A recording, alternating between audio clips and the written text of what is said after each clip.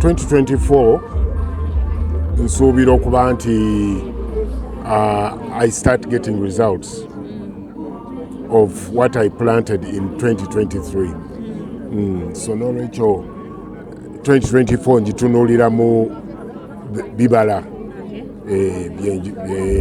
bye nasiga. Mboniza eryeta because twakomawulira nga abaana baliyo beemulugunya bali batya? Abaana bali bulungi, bonna bali bulungi. Tonabakola production yaffe Paradise. Paradise is a very, very good production. Ojja kubalaba bonna basanyufu, tulina ne production nungi. Era tubategekedde ne Valentine's in Paradise. Egenda kuba nungi nnyo. So abaana balungi bali happy. We are fine. Obutali bumativu obwaliwo obwava abaana bakomplainingirawo babanja tembasasula bwebitu. Of course ebyo bibaamu mu kwogera abantu ensi teyinza kutabyogerako. Kwegamba life is not straight, it should be mulimu ups and downs. Mulimu aboogera nga tebaagaliza, mulimu aboogera nga with different reasons. But ekikulaga ye production gye tuba tufulumiza abantu bonna ng'obalaba ku faces what they're doing nga buli omu akola ekintu ekirungi okuba nti n'okulaga nti we are moving on, we are still moving on.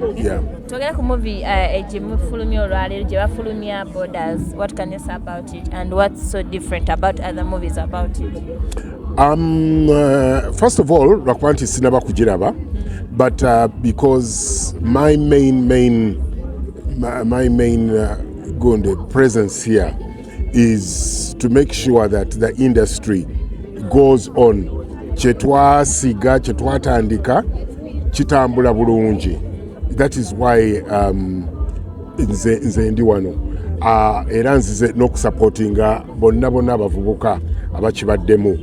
Kubanga tetwagala kuleka vacuum mu industry yaffe ya filming. Naye etambudde bulungi nnyo. I've been talking to Humphrey. Bebamu ku bafubye nnyo okulaba nti industry egenda ku another level. Kati olaba premiere eno zezimu bagitegese mu ngeri nga premiers wezibeera ebweru on an international scale base. So wetuba nga tutandise mu mbeera ng'eno tulaba gye tugenda. Kakati ffe okubeerawo nga nze ndiwo okuba bagamba abavubuka nti manyi tuli ku kituufu tweyongere tugende mu maaso. My presence here is to instill that love and passion ne okwagala n'okuteekamu amaanyi mu industry eno. So that is why I'm looking forward to watching. Era nja kubagamba wanaabaawo akantu konna akali ngundi nja kubagamba nti mutereezeemu kano. Wetwogera Bobi Wine yawanise ebbango ng'akiikirira music industry whereby documentary nominated in the Oscars in the USA.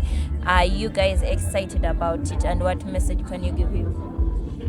No, fe mu kintu kya omanyi ekintu kyonna ekikwatagana ne Uganda fe tukyagaliza era tubeera very, very happy. Nze I'm looking at it as a Ugandan product. If it's a Ugandan product which is taking us up the Oscars and so on and so forth, why shouldn't I be happy for it?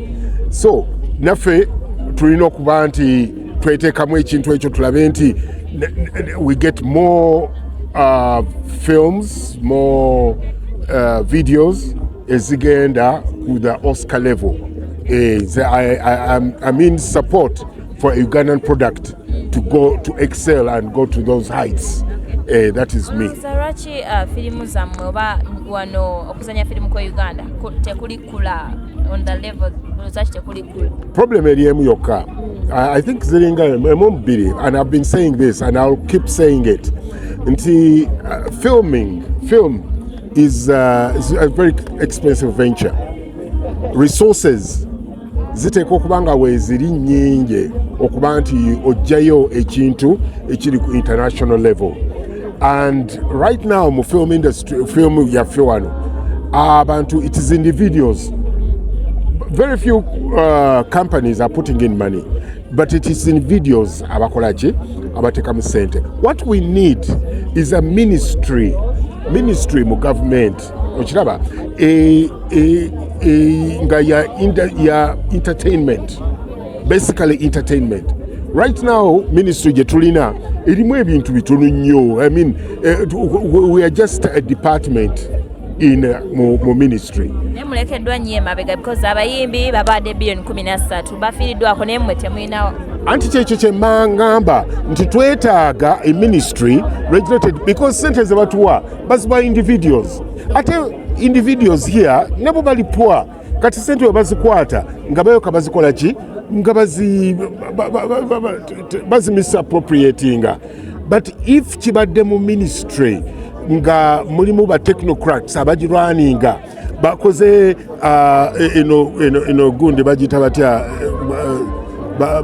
bakoze budget ne batu ministry ya entertainment ne bagiwaako trillion bweziti ne wabawo abantu abaregulatinga sente zino bulungi nnyo tukamba ne tuwandika movie tulina movie bweti oba group ina movie bweti yetaga sente bweziti. Sente ezo ne zioka ziyingira mu kintu ekyo kyennyini in particular ne kigirwaninga bulungi.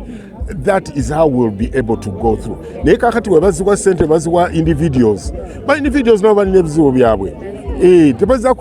Tebajja kuwaayo zonna era ekintu kisigale nga kiri mediocre. That's why we are still remaining behind. Yes. Omukyala ennaku zino tula temutengana. Omukyala ennaku zino temutengana. Naye mwana gwe byonna no wali is always there. Tetutengana naye era kiba kituufu n'otambula n'omukyala ku mikolo nga gino kiba kituufu.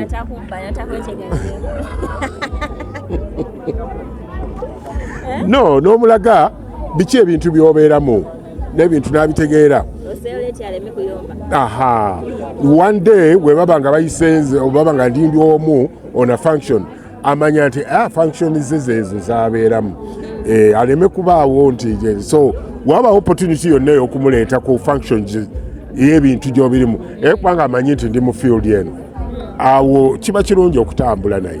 Abantu abamu bagamba tebaagala nnyo okutambula n'abakyala bawaka bamalako emirembe abuuza kinaabuuza kiri kituufu naye tina sente ezo zandisasudde fiizi z'abaana naye kyekikulu kwe kumuleeta mu bintu nga bino n'abitegeera n'amanya nti ekintu kino omwami ayagala passion no abakyala infact abakyala beeka kyembagamba nti omwami waabanga alina passion ey'ekintu bambi tomugaana kukibeeramu muleke akibeere mu full swing because passion wogiremesa omuntu naye abeera bubi n'atandika okuactinga family mu gundi mu maka. Si kyekyo kitunyonyolemu awo kiri kitya? sirina bintu ebyamawulire sibisobola wangi mukwano just kijja ebiseera ebisinga cards zijjirako Mr. and Mrs. So yongedde kulumya essalama Mr. and Mrs. So bwagenda yekka era nabatuweereza kadi bajja kibuuza bajja kwebuuza kwayi oleetera abantu otandika okwebuuza ebibuuzo. Yes. Totidde basire kwini bakubako limu mukwano nga sibitunuulira nnyo oba njo mazeeko sibitunuulira nnyo tebinkwatako kyobaba gwe tolina bujja sirina budde bwebyo obwo budde sibuyinamu.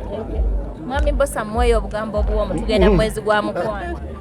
Nedda kumpeereyo obugambo sisobola tulinde ku 14th you come. Oyinza omuliwamu ka trip e Dubai. You just come on 14th.